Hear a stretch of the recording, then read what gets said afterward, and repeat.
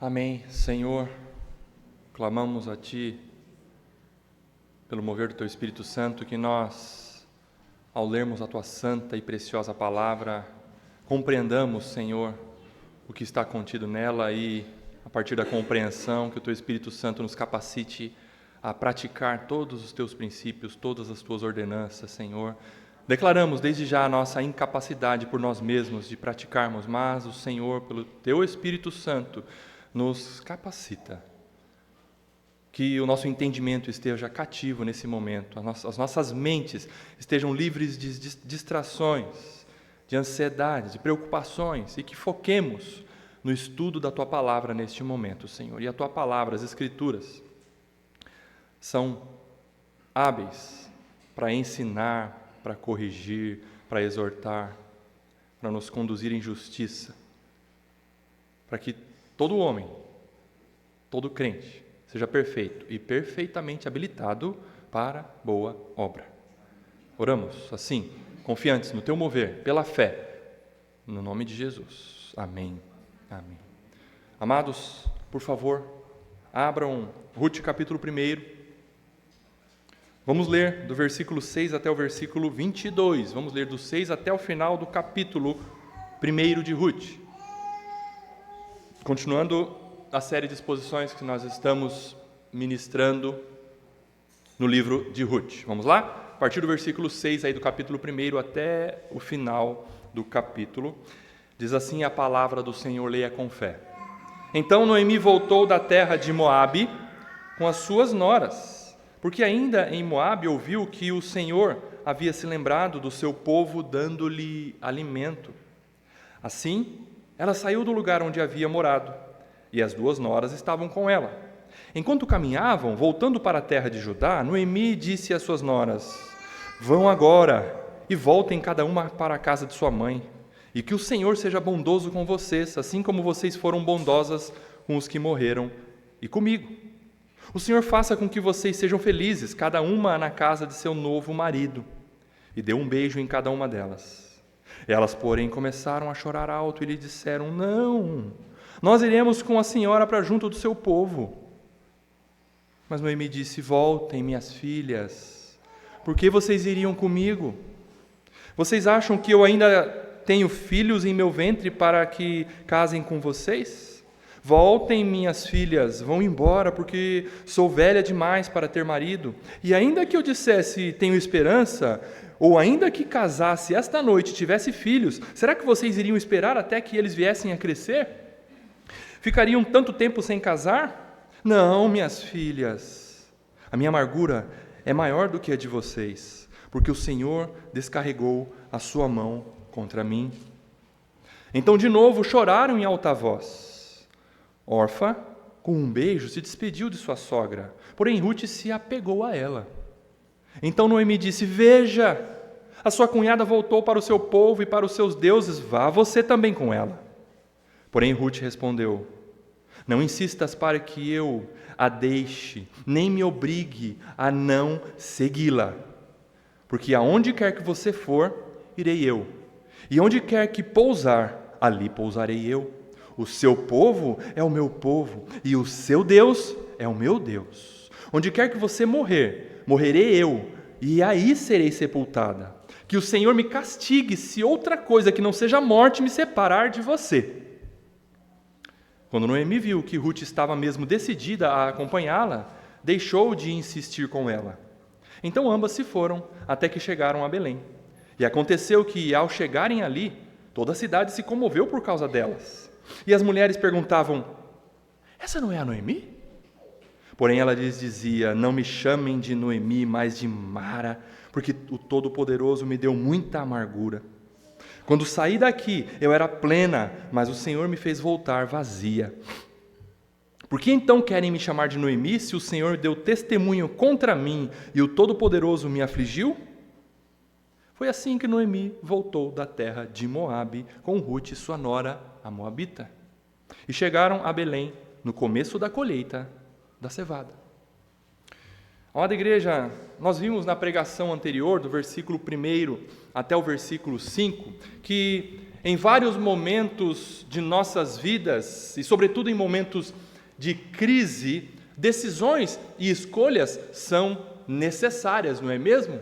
Vários momentos da sua e da minha vida nós tomamos decisões, ainda mais em momentos de crise, em momentos de dificuldade, em momentos em que nós nos encontramos numa hora difícil, nós precisamos tomar decisões. Elimeleque e sua família fizeram escolhas erradas, nós vimos na primeira exposição, e eu diria até mesmo afrontosas a Deus, considerando a vontade de Deus expressa em sua lei e nos termos do pacto, nos termos da aliança do Deus verdadeiro com o seu povo. Elimeleque, a sua esposa e seus filhos tomaram decisões contrárias à vontade do Senhor. E como isso traz sofrimento?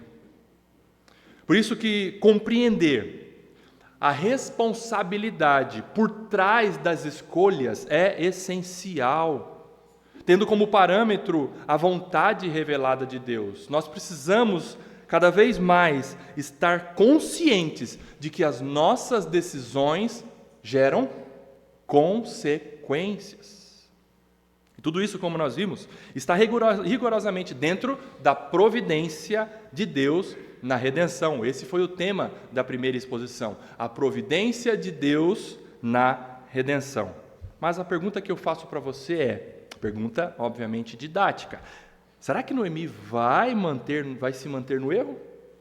Será que ela vai decidir voltar para Belém? Hoje, portanto, lidaremos com esta segunda parte do capítulo 1, que vai do versículo 6, como nós lemos, até o final, e esse trecho nos informa que Noemi volta para Judá, Noemi volta para Belém, tudo dentro da perfeita, misericordiosa e amorosa providência de Deus em nos fazer voltar. Noemi volta para casa. E eu preciso dizer, antes de mais nada, que o Senhor nunca se esquece dos seus. O Senhor nunca se esquece dos seus. O profeta declarou que, ainda que uma mãe viesse a se esquecer do seu filho, que pôs-se a nascer, o Senhor jamais se esquece dos seus. O Senhor jamais se esquece dos seus. E Ele nunca deixa os seus filhos sem arrependimento. Louvado seja Deus por isso. Vamos ao versículo 6, então, com este pano de fundo. Leia comigo o versículo 6. Então Noemi voltou da terra de Moabe com as suas noras, porque ainda em Moabe ouviu que o Senhor havia se lembrado do seu povo, dando-lhe alimento. Amados, o verso 6 começa com a palavra então. Eu estou seguindo a exposição baseado na NAA, tá? E na NAA, na Nova Almeida Atualizada, o versículo 6 inicia com a palavra então. Então você tem que fazer uma pergunta ao texto. Eu sempre tenho dito isso, né? Pergunte ao texto. Então, depois do quê? O que aconteceu então? Depois de passar uma década lá no contexto de Moabe, povo pagão, nação ímpia, com idolatria, com práticas culturais completamente contrárias à lei de Deus. Isso é o então. O versículo 5 para trás faz todo sentido, né? Se você faz a conexão do então. Então, lá atrás, acontece de Elimeleque morrer, marido de Noemi.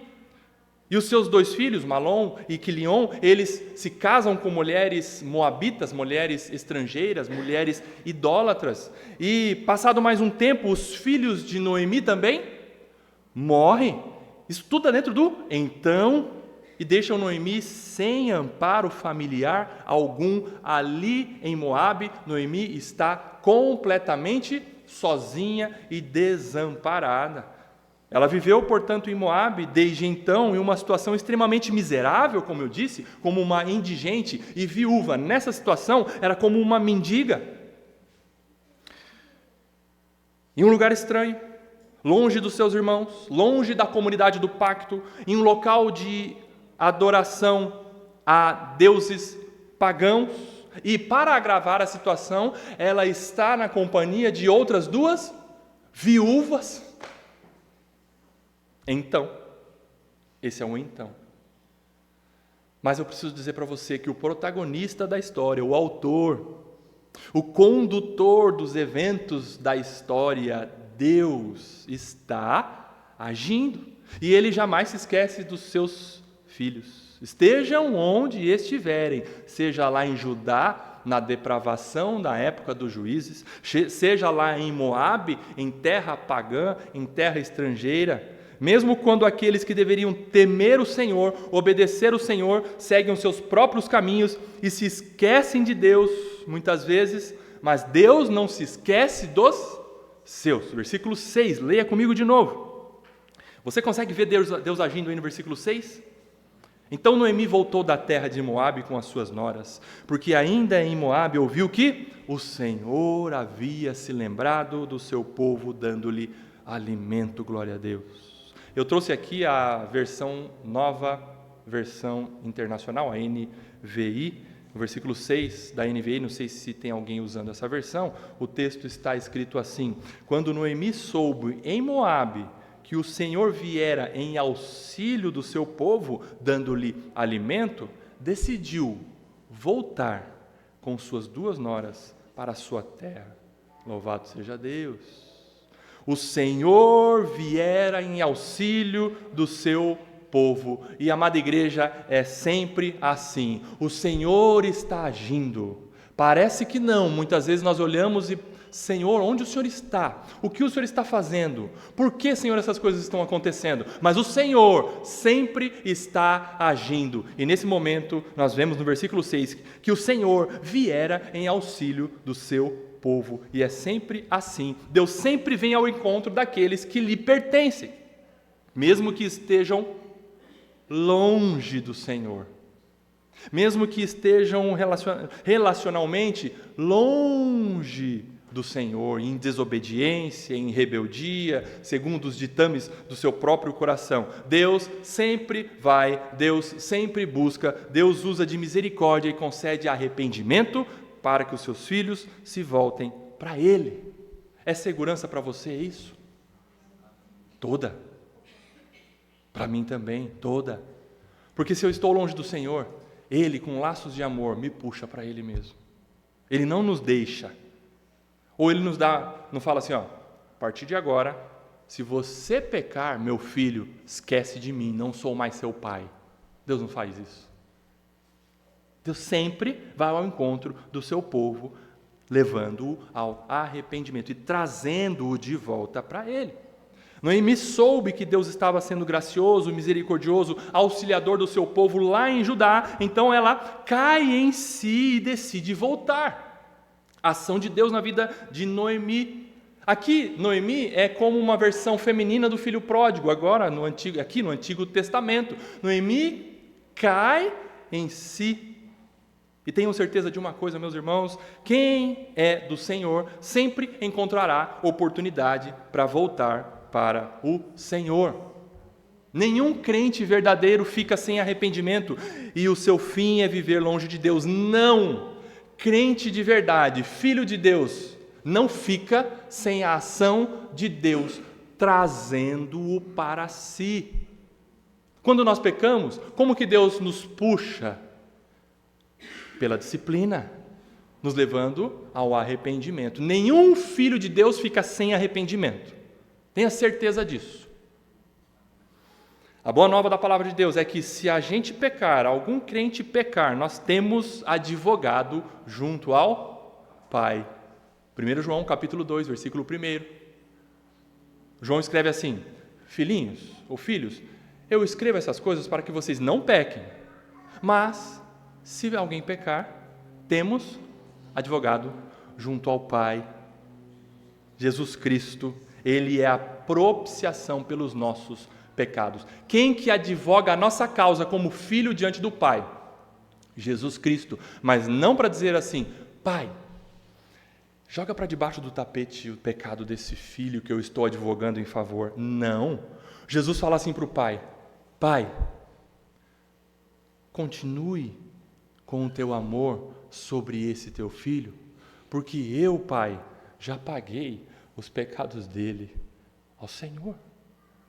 Conceda arrependimento, Pai, a esse filho que está rebelde, porque ele não tem condições de pagar pelos pecados dele.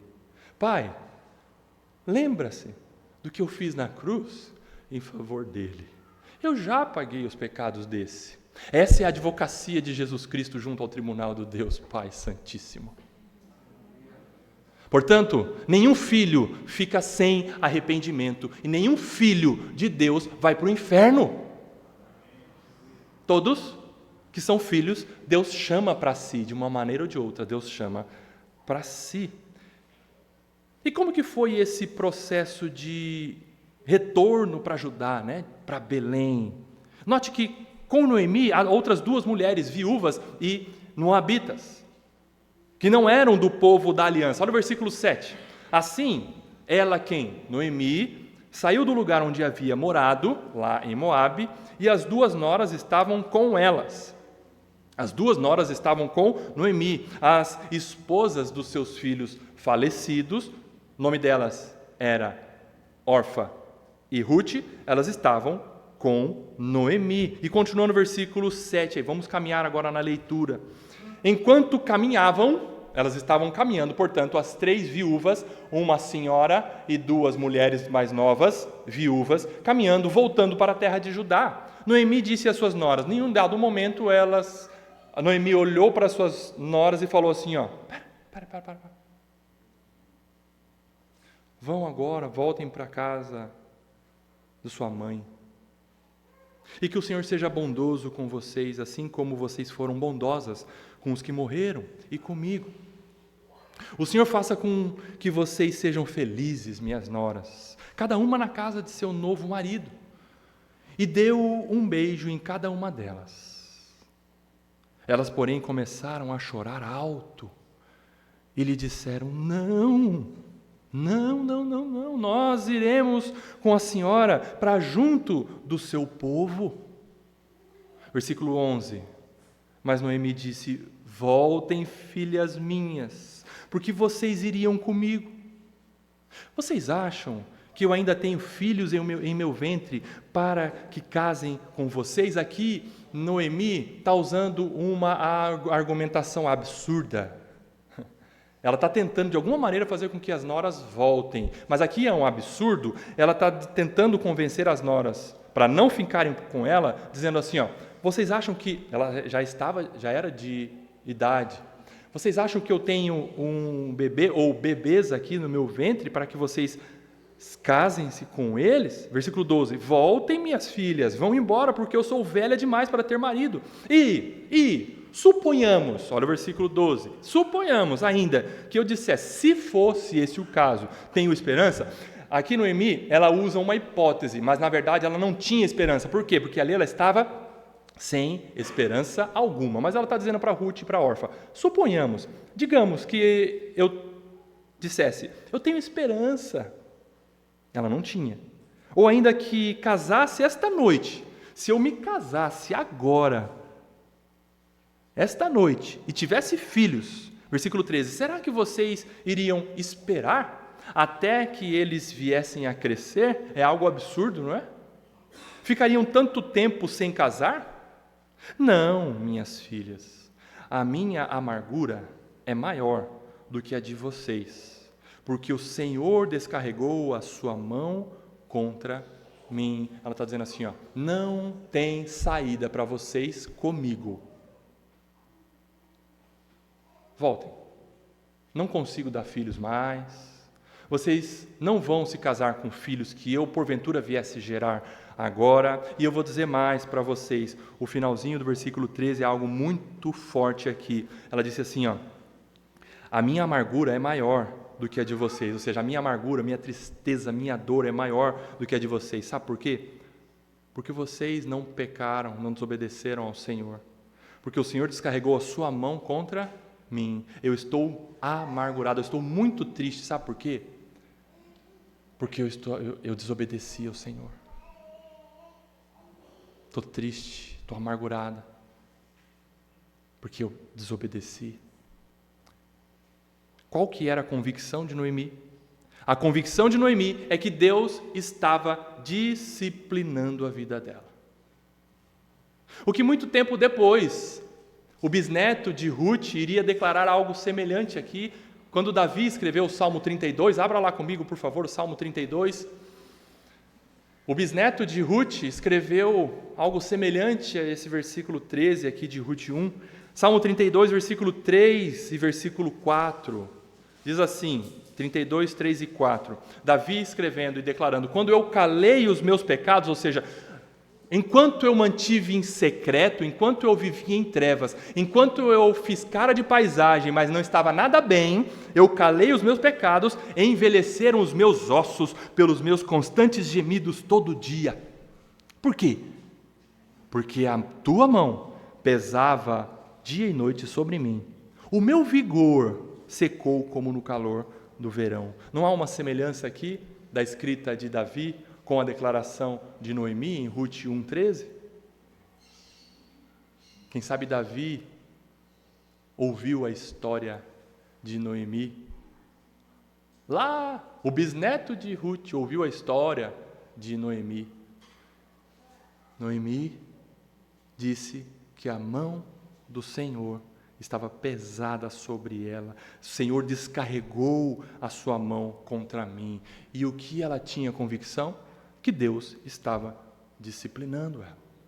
Meus irmãos, nesse caminhar de volta para casa, de volta para sua terra, vocês perceberam que Noemi insiste para suas noras não irem com ela? Vocês entenderam isso? Viram aí que Noemi de forma alguma queria que Ruth e Orfa estivessem com ela?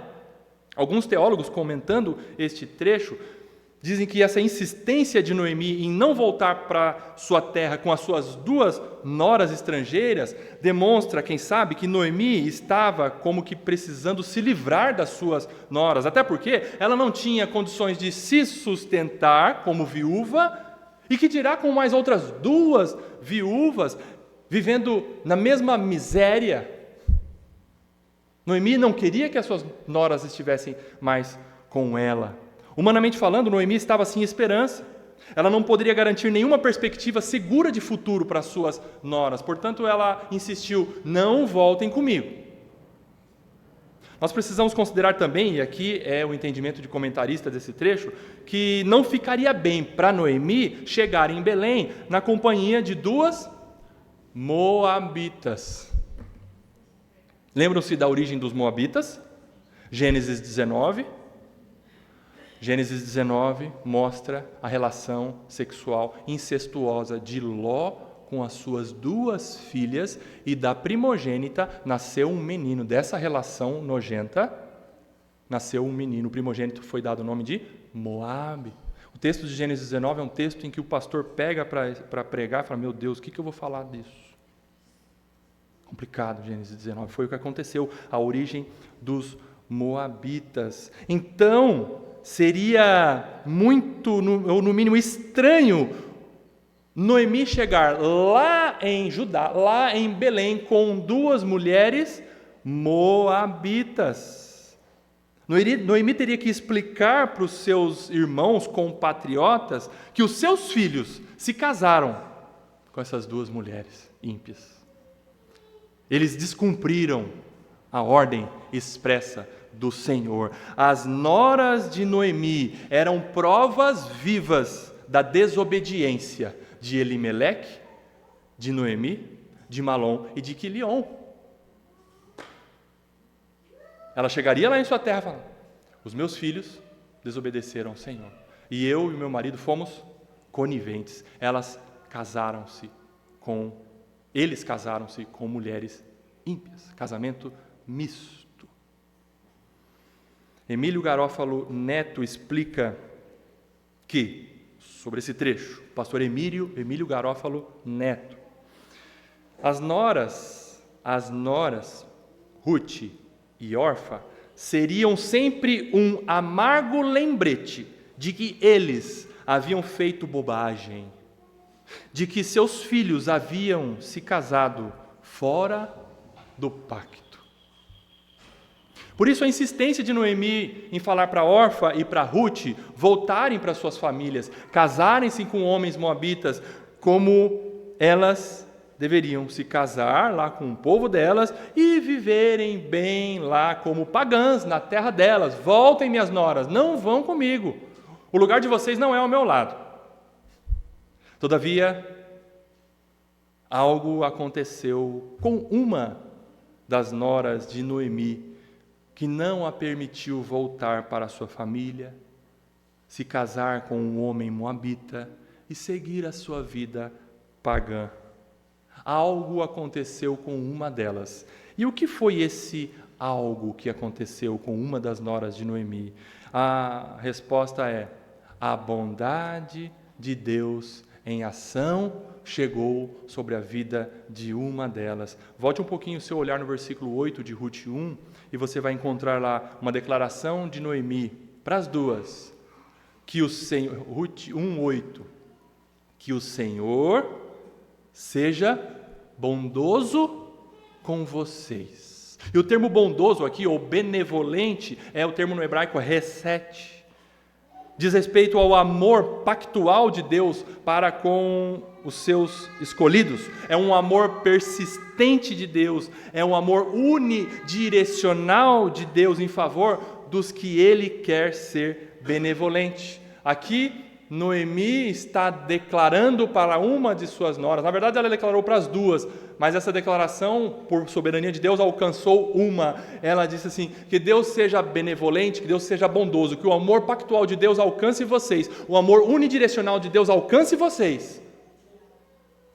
E esse é o amor de Deus pelo seu povo, isso em toda a história da redenção. Noemi não sabia, mas ela estava rogando por bondade de Deus, por benevolência de Deus, por salvação de Deus em favor de Orfa e de Ruth. E realmente, na soberania de Deus, Deus tinha um plano de amor pactual em favor de uma delas. Deus já tinha uma delas como sendo sua, louvado seja Deus. Deus já tinha uma delas como sendo eleita, louvado seja Deus. Deus já tinha uma delas como sendo uma escolhida dele para a salvação, louvado seja Deus. Ruth sabia? Noemi sabia? Não, Noemi não sabia. Mas Deus já havia escolhido uma delas antes da fundação do mundo para ser salva e ser tida como parte do povo de Deus. Versículo 14. Então, de novo, choraram em voz alta, e aqui há um reforço do escritor para mostrar, para que a gente mergulhe, no contexto da história, e essas escritas que nos trazem percepções sensoriais, choraram em alta voz, mostra aqui a comoção intensa daquele momento, igual o final do versículo 9, que elas choraram em voz alta, e de fato não foi um momento nada agradável, elas estavam chorando em voz alta. Então, de novo, choraram em voz alta. Orfa, com um beijo, se despediu de sua sogra, e a partir de agora, Orfa nunca mais apareceu na história da redenção de Deus. Ponto final para Orfa. Porém, Ruth se apegou a ela. E o verbo apegar aqui no original é Ruth tinha laços de fidelidade. Ruth tinha laços de unidade com Noemi, sua sogra. E o que unia, pergunto para você, Ruth e Noemi, Noemi e Ruth? Eu não tenho dúvida que já era a ação soberana do Espírito Santo unindo Ruth e Noemi, Noemi e Ruth. Assim como o apóstolo Paulo nos ensina. Abra lá, por favor, 1 Coríntios capítulo 12. Olha só o que une, olha só o que nos prende, olha só o que faz com que eu e o Max e eu, crentes em Jesus Cristo, sejamos um. O que nos faz um é isso. 1 Coríntios capítulo 12, versículo 13. Leia comigo. Pois em um só Espírito todos nós fomos batizados, e aqui o batizados é inseridos em um só corpo. Quer judeu, quer grego, quer hebreu, quer moabita, quer brasileiro, quer italiano, quer venezuelano, colombiano. O que nos une? É o mesmo time? É a mesma cor de camisa? É a mesma placa de denominação? O que nos une? O Espírito Santo agindo em nós e entre nós. Batizado em um só corpo, quer judeus, quer gregos, quer escravos, quer livres, e a todos nós foi dado beber de um só Espírito. O que nos une? Nós bebemos, nós nos alimentamos, todos nós dependemos de um só mantenedor da nossa fé. Quem mantém a nossa fé? O Espírito. Não é cada um por si. O que nos une? Um só Espírito, o Deus verdadeiro. Entenderam? Não tenho dúvida que essa palavra apegou-se, uniu as duas em laço de fidelidade, em laço de unidade. O que uniu as duas? O Espírito Santo. Ou vocês acham que o Espírito Santo só passou a agir depois do Pentecostes, Atos 2? De jeito nenhum. O Espírito Santo já estava agindo lá em Gênesis 1:1. O Espírito de Deus se movia sobre a face das águas. Aliás, antes disso, antes do mundo ser mundo, o Espírito já existia, porque o Espírito é Deus e Ele é eterno, Ele sempre existiu. Para um crente do Antigo Testamento crer, vocês acham que eles criam como? Pelo agir do Espírito Santo. Então o Espírito Santo já estava agindo na vida tanto de Noemi como de Ruth. Aí continuando no versículo 15, volta lá para Ruth 1. Ruth 1:15. Então Noemi disse, veja, ela tentou insistir mais um pouquinho. Ruth, presta atenção no que sua sogra vai dizer para você. Veja bem, é mais ou menos assim. Veja bem, cabeça dura, Ruth, presta atenção no que eu vou te dizer. A sua cunhada voltou para o seu povo e para os seus deuses. Por favor, aqui a insistência, por favor, vá você também com ela. Não fique comigo. E eu faço uma pergunta para você. Noemi escolheu uma delas? Noemi tinha preferência por Ruth ao invés de Orfa? Ou por Orfa ao invés de Ruth? Não.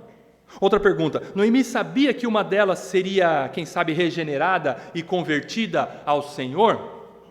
Não. Noemi não fazia a mínima ideia que Deus salvaria uma delas. Aliás, nós não sabemos quem Deus vai salvar. Ou você sabe? Se você sabe, me conta. Faz um spoiler aí de salvação que eu quero saber. Estou brincando. Você não sabe, eu não sei. Nós não sabemos quem Deus vai salvar. Nós não sabemos. Noemi não sabia que iria salvar Ruth, não sabia que iria salvar Orfa. Orfa não foi salva. Nós não sabemos. Abra João, Evangelho de João, capítulo 1.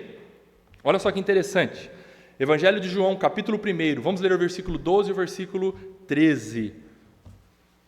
João 1, 12 e 13. João, escrevendo o início do seu evangelho, ele declara isso daqui, versículo 12 de João 1.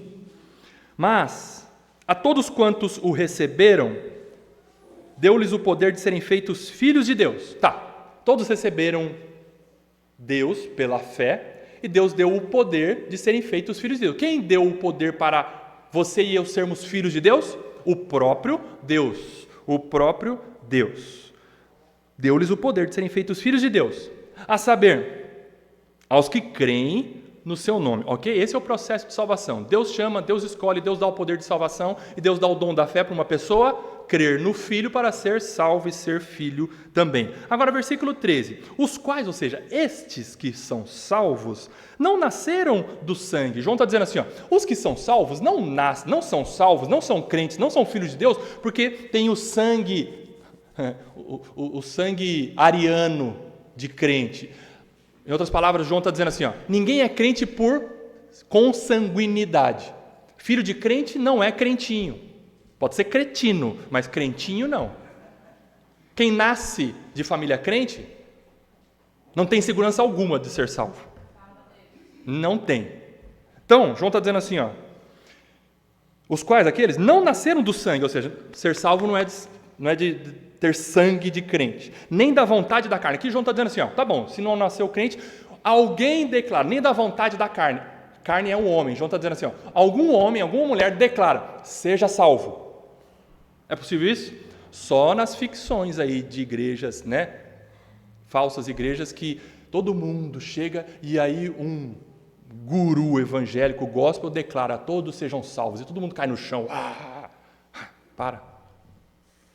Fantasia. João está dizendo, ninguém pode ser salvo por declaração de outro homem. Bem pudéssemos, né? Falar, seja salvo, porque eu amo você. Por exemplo, você está orando por um parente ser salvo há quantos anos? E Deus não salva. Mas você, lógico, você não vai se irar contra Deus, porque você sabe que Deus é soberano, mas você queria. Pudera Deus nos dar poder, falar, eu quero salvar aquela pessoa, que eu queria vê-la no céu comigo, mas nós não temos esse poder. João está dizendo isso. Não é por vontade do homem, mas, né, nem da vontade da carne, nem da vontade do homem, mas de Deus. Quem salva é Deus. Noemi sabia que uma de suas noras seria salva? Não. Volta lá então para Ruth 1.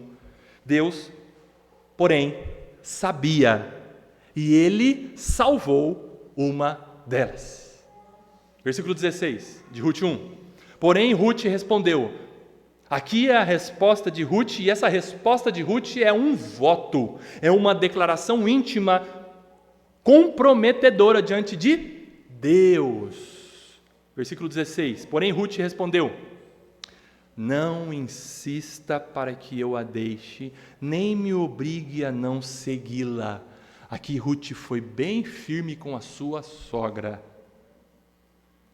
Porque aonde quer que você for, irei eu. E onde quer que pousar, ficar, pousar é parar, ali pousarei eu. O seu povo será ou é? Qual foi a declaração de Ruth? O seu povo é. Ali ela já tinha convicção. Ela não disse, o seu povo, minha sogra, será o meu povo. Aí continua.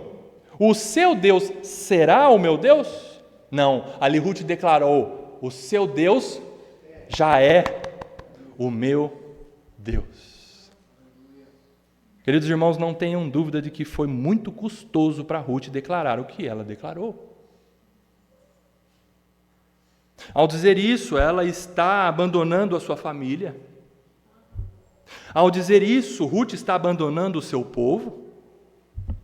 Ao dizer isso, ela está abandonando a sua terra, abandonando os seus deuses, abandonando a sua idolatria, abandonando a sua vida regressa.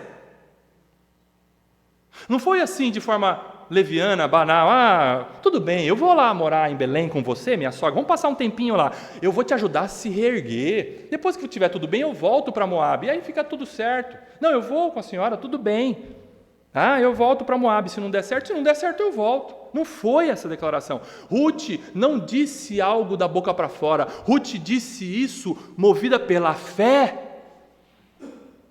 E é um voto não diante da sua sogra, mas diante do Deus vivo que ela cria, que estava ali entre elas. Ruth declarou um voto, e é uma declaração de renúncia da vida pregressa. Ruth ela declarou pela fé que ela queria viver uma vida futura diferente do que até ali ela tinha vivido. Eu já tenho o seu Deus, Noemi, como o meu Deus, e eu quero ser diferente. E nessa declaração ela está chamando o Deus verdadeiro, e aqui no original a fala dela é Yahvé, e ninguém declarava Yahvé com convicção, a não ser pela fé. O único Deus, o Deus eu sou, e ela declarou, Yahvé é o meu Deus, declarou isso, e tendo o Yahvé, Deus, como testemunha desse voto. Outra coisa interessante aqui é que Ruth ela se identifica não somente com o Deus verdadeiro, mas também com o povo do Deus verdadeiro. Quando você se identifica com o Deus verdadeiro, você automaticamente se identifica com o povo do Deus verdadeiro. E se fosse só com Deus seria bem melhor, né? Mas vem o povo junto. Eu sou igreja. Sozinho? Não. A igreja vem junto. Eu amo a Deus.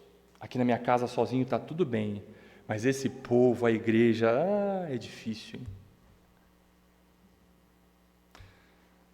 O povo de Deus é difícil, sim. Porque ainda não somos o que seremos. E o Deus desse povo difícil está transformando esse povo difícil que se identifica como sendo dele. Eu e você estamos no processo. Eu amo a Deus e eu também amo a igreja. O pastor Heber Campos Júnior disse o seguinte: já pensou se alguém dissesse para sua esposa, você que homem é casado, eu amo você, mas eu odeio a sua esposa?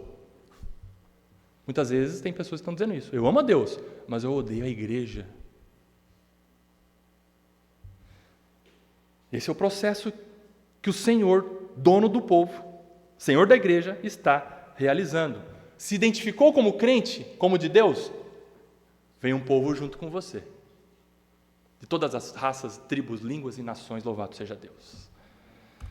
E continuando o voto de Ruth, versículo 17. Onde quer que você morrer, morrerei eu, e aí serei sepultada. Aqui não é um pacto de suicídio.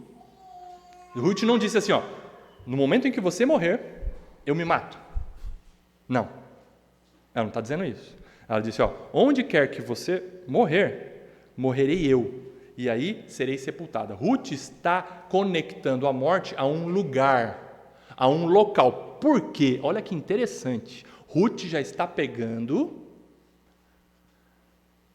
culturalmente eu diria, por costume eu diria, o que os hebreus viviam. O local do sepultamento identificava, em grande parte, a origem étnica da pessoa que morreu. Historicamente, os hebreus priorizavam ser enterrados na terra de Israel. Os moabitas não tinham esse costume, mas os hebreus tinham esse costume, que a nossa família seja enterrada aqui, na nossa terra. Esse era um costume dos hebreus. Quem que está com esse costume agora? Uma moabita. Lindo isso, né? Ela já começou a se identificar. Eu não tenho sangue hebreu, mas eu sou hebreia. Onde você morrer, Ruth, eu vou morrer lá, porque eu sou parte do seu povo. Esse era o costume que remontou os patriarcas. Abraão, Isaac, Jacó. Lembra-se que quando Sara morreu, Abraão quis que Sara fosse enterrada na capela de Macpela, no sepulcro de Macpela. Era uma região dentro, Macpela era um homem, uma família, dentro dos limites da possessão ali de Abraão, né? Porque ali era o começo praticamente do povo de Israel, né? Mas ali dentro da área da nação, seria a nação de Israel. Ruth, então, ela se identifica como pertencente ao povo de Israel, ao povo de Deus. Eu não quero ser enterrada em Moabe, Ruth, ou Noemi. Eu não quero ser enterrada em Moabe, Noemi. Eu quero ser enterrada em território de Israel. Se você for enterrada lá, eu também vou ser enterrada lá.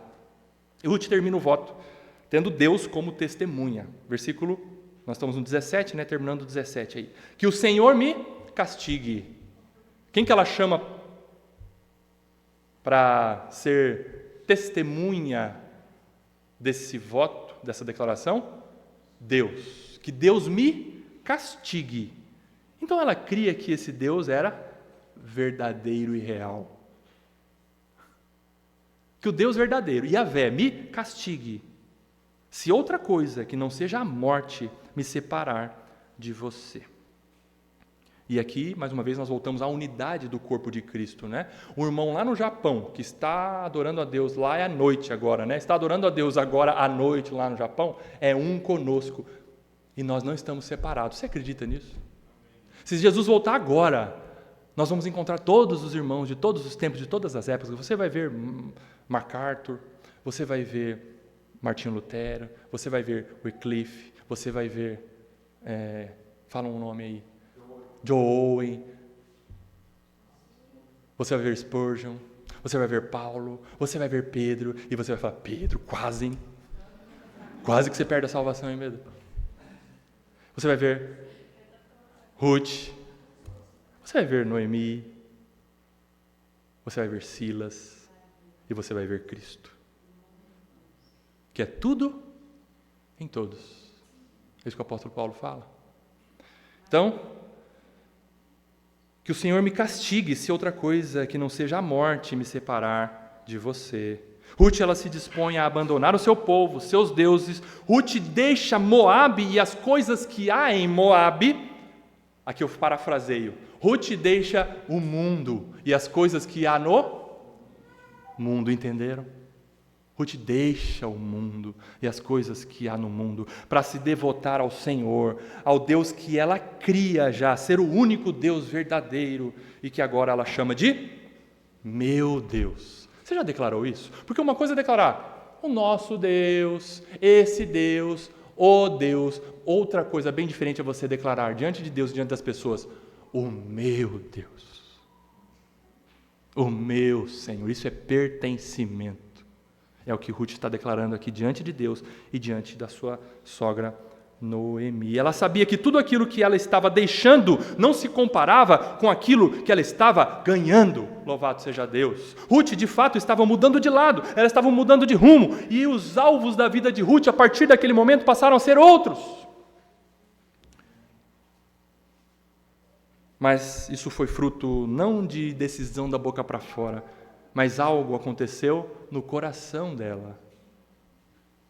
Ela estava renunciando às suas vontades e os seus desejos, e ela estava se submetendo à vontade de Deus. Renunciar aos prazeres da carne e se submeter à vontade de Deus. O que é isso? Conversão. Não há outro nome, senão conversão. Aí você declara, eu sou convertido. Ok, você é convertido, você fez uma conversão, você renunciou aos seus prazeres da sua carne e de tudo aquilo que, a partir daquele momento que Deus te converteu, você vivia no pecado, a partir daquele momento, há uma conversão. Você deixa, mas você segue outro rumo. Ruth declarou isso. Eu deixo tudo para trás. Por amor, não a Noemi somente, mas por amor ao meu Deus, amém, louvado seja Deus. Somente alguém que fizesse parte do povo da aliança, do povo de Deus, diria essas palavras que Ruth disse. Somente alguém convertido, com temor do Senhor, faria o juramento feito no final do versículo 17. Quem não tem temor não declara que Deus castigue, porque sabe que Deus pode castigar. Com temor ela declara, com muito temor, com muita seriedade, ela declara que o Senhor me castigue se o que eu estou falando aqui não é verdade. É isso que ela está falando. O que eu estou declarando para você, minha sogra, é verdade. Meus irmãos, na providência soberana de Deus, Ele estava agindo na época dos juízes. Percebam, Deus estava agindo na época dos juízes. Veja uma visão macro, né? Deus estava agindo na época dos juízes. Ok? Ruth está aqui inserida na época dos juízes. Deus estava agindo lá no povo dele. Entra guerra, sai guerra, entra Sansão, morre Sansão, vem outro juiz, Gideão, Jefté, Paraná, e Deus agindo soberanamente no seu povo na época dos juízes, disciplinando o seu povo, fazendo o seu povo voltar para ele em arrependimento. Deus também, na sua providência soberana, estava agindo na vida de Noemi, fazendo com que ela voltasse para Belém, nesse processo de arrependimento. Perceba, agora nós estamos fechando um pouco mais o foco. Noemi, Deus está agindo na vida de Noemi. Tudo que ela passou não foi à toa. E muitas vezes as disciplinas do Senhor nas nossas vidas não são à toa. Tem um propósito soberano, providência de Deus. Deus estava agindo soberanamente, com sua providência, na vida de Noemi, disciplinando Noemi, levando Noemi ao arrependimento. E Deus, em sua soberana providência, está agindo para salvar uma estrangeira. Você viu isso? Por meio de todo esse arranjo triste, arranjo dolorido, com perdas irreparáveis, a ida de uma família em desobediência para Moabe, mas isso é soberania, providência de Deus. Deus age para cumprir os seus propósitos soberanos e de redenção. E eu declaro, sem medo de errar, Ruth foi salva. Ela sabia o que ela queria para a sua vida? A resposta é sim. E quando você é batizado,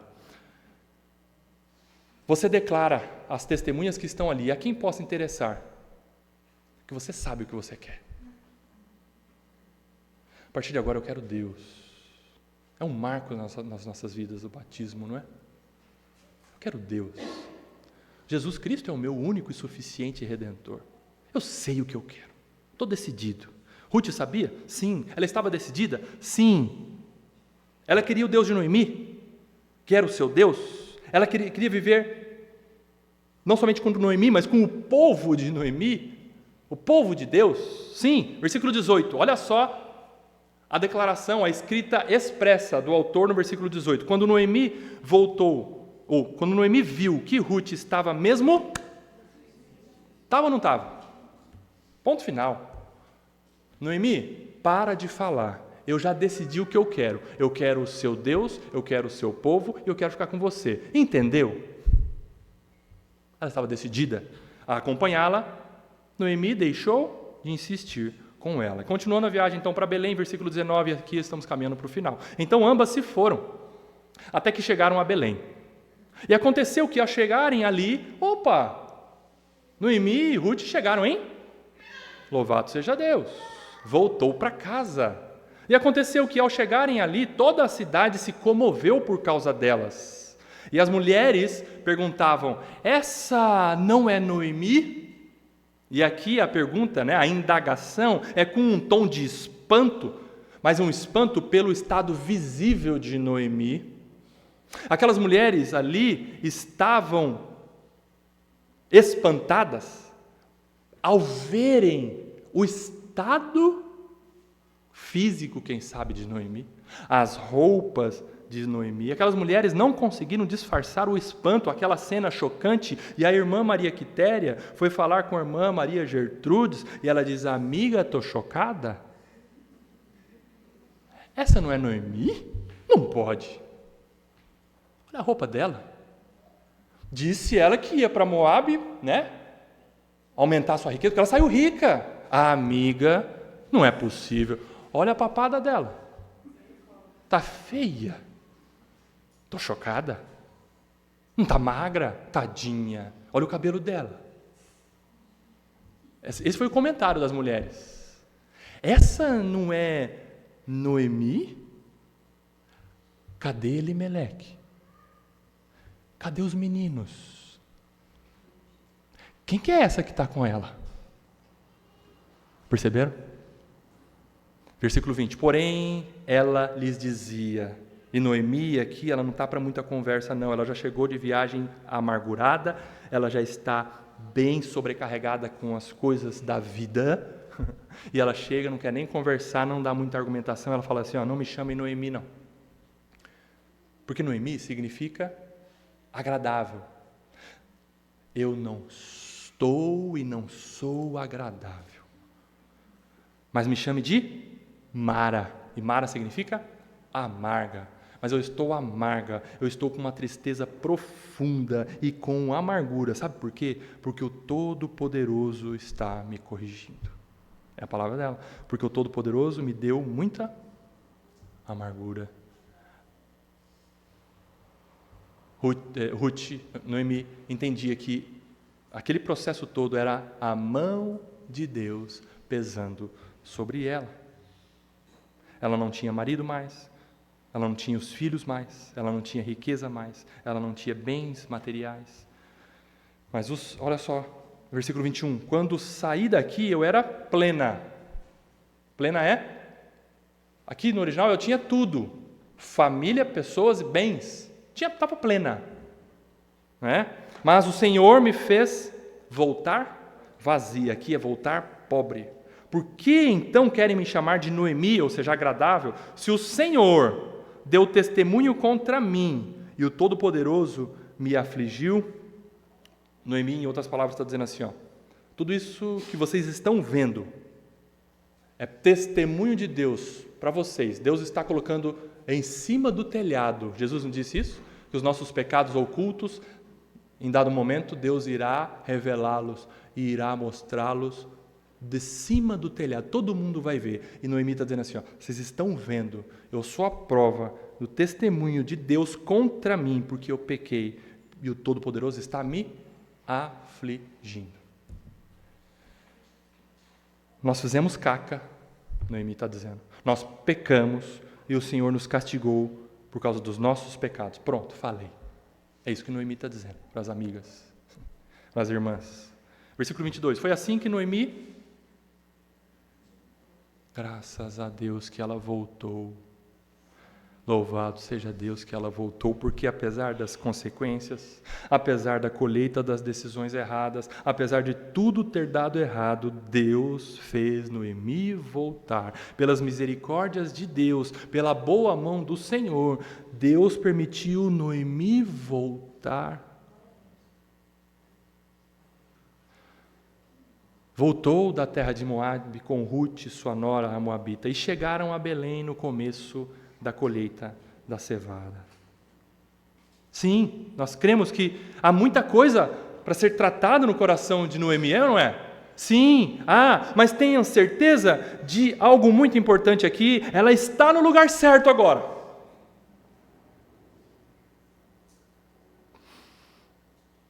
Ali ela pode oferecer sacrifícios e dizer, me perdoe, Deus. Ela voltou para o Senhor, e ela voltou para o seu Deus, e ela voltou para um relacionamento mais íntimo com Deus. E o capítulo termina com uma dica do que está por vir. E chegaram a Belém, no começo da colheita da cevada. Opa, coisa boa ou coisa ruim? Coisa boa, coisa boa. E será que essa colheita vai ser só de alimento? Ou será que Deus está preparando algo ainda mais especial? Concluo então dizendo que essa segunda parte do capítulo 1, você encontra 8 vezes o verbo voltar e suas variações. Voltar, voltar, voltou, voltando. E de fato a ideia aqui é arrependimento. É mudança de direção. Arrependimento está ligado à conversão, como eu disse. O convertido deixa o caminho ruim do pecado e ele se volta com fé e confiança na direção do Salvador. E nós nunca vamos nos arrepender de termos arrependido.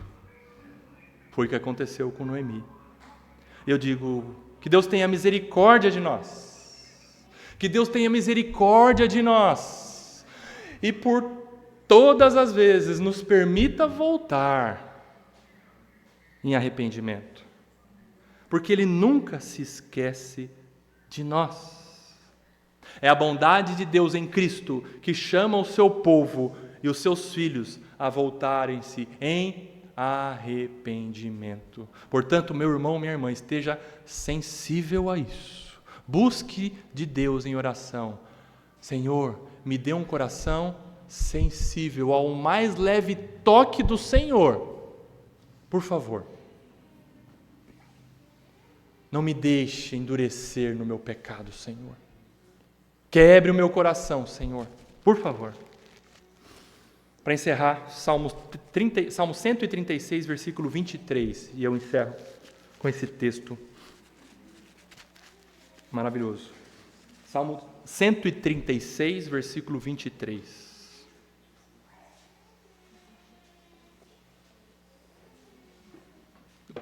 O texto diz assim, 136, 23. Aquele, ou seja, para aquele, tá? Para aquele que se lembrou de nós em nosso abatimento, porque a sua misericórdia dura para sempre. Então, a Ele o quê? A esse Deus que se lembrou de nós em nosso abatimento, que se lembrou de Noemi no seu abatimento, que se lembrou de Rute no seu abatimento e na sua impiedade, aquele que se lembra de nós em nosso abatimento, a Ele o quê? Adoração, louvor, gratidão, devoção, obediência. Você pode colocar tudo o que for de bom aqui para esse Deus. Aquele o quê? A Ele você oferece o quê? A adoração. A Ele você oferece o quê? A obediência. A Ele você oferece o quê? Serviço, louvor, gratidão. Aquele que se lembrou de nós em nosso abatimento. E Ele se lembrou de nós em nosso abatimento. Por quê? Porque a sua misericórdia dura para sempre. Louvado seja Deus. Se somos dele, temos tudo. É o que Noemi vai aprender a partir do capítulo 2. Ela tem Deus, ela tem tudo. Amém.